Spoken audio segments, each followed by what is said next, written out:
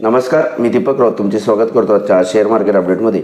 आज मार्केटनं सुरुवात फ्लॅट केलेली, एकदम शांत कारभार, 10-20 पॉईंट प्लस मायनस या दरम्यान निफ्टीचा कारभार ऑलमोस्ट दुपारच्या 17पर्यंत चालला।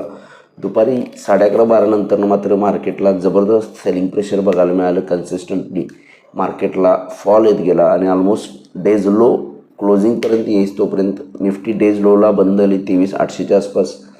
सेन्सेक्स जवळपास 900 पॉईंट मायनसमध्ये, बँक निफ्टी ऑलमोस्ट 300 पॉईंट मायनसमध्ये, Nifty almost 300 point minus, bank Nifty 750 point minus दिली।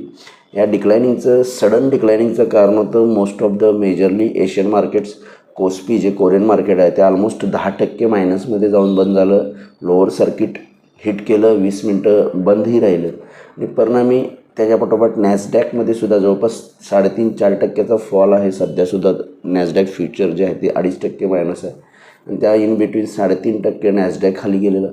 युरोपियन मार्केट्स दुपारच्या सत्रामध्ये ओपनिंगला 1.25% मायनस गेले आणि all over the Asian markets, जपानचं मार्केट असेल ते सुद्धा 3.5-4% खाली गेलं आणि परिणामी सडनली एशियन मार्केट्सला जो फॉल आला दुपारच्या सत्रामध्ये आपल्या मार्केटमध्ये, त्यामुळे आपल्याही मार्केटला त्याचा परिणाम आणि प्रभाव बघायला मिळाला आणि आपलंही मार्केट खाली येत गेले।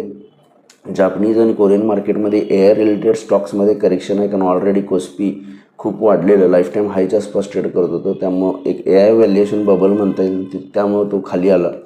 परिणामी आपल्या मार्केटमध्ये IT आज सकाळपासून मायनस होता, 2-2.5%। इन्फोसिस TCS मायनस होते।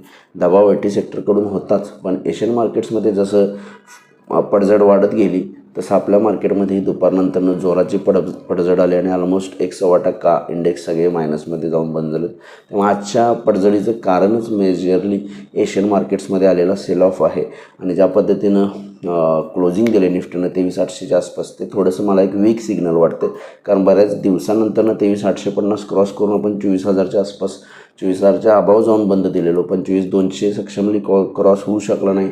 परत आपण ऑलमोस्ट 400 पॉईंट खाली आलो आहे 23,200वरून 23,800च्या आसपास। त्यामुळे मला वाटतं थोडंसं काळजी करण्याचं कारण आहे। त्यामुळे उद्याच्या सेशनला ट्रेड करत असेल तर 23,800 खूप महत्त्वपूर्ण सपोर्ट आहे।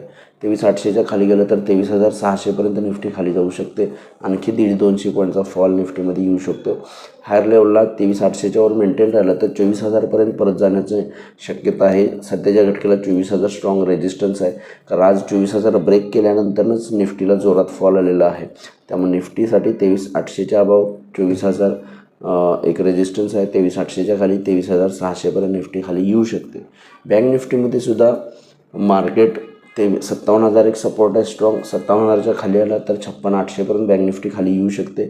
हायर लेवलला 57,500 स्ट्रॉंग रेजिस्टन्स आहे। बँक निफ्टी 57,000 पहिला सपोर्ट, 57,000च्या खाली आलं तर 56,800पर्यंत येईल।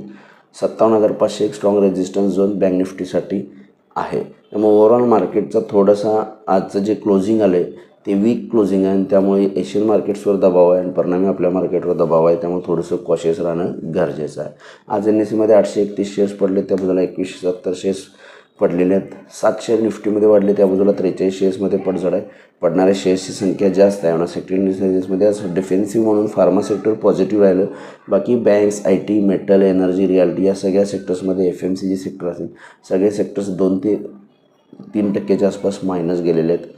ग्लोबल मार्केटचा आढावा गेला तर युरोपियन मार्केट्स 1% डाऊन आहेत। डाऊ फ्युचर्स जवळपास 300 पॉईंट मायनस आहे। त्यामुळे ओव्हरऑल US मार्केट्स डाऊन आहेत, एशियन मार्केट्स डाऊन आहेत, युरोपियन मार्केट्स डाऊन आहेत। परिणामी आपलंही मार्केटने एक वीक क्लोजिंग दिलं आहे, त्यामुळे उद्याच्या सेशनला थोडंसं कॉशियस राहणं गरजेचं आहे।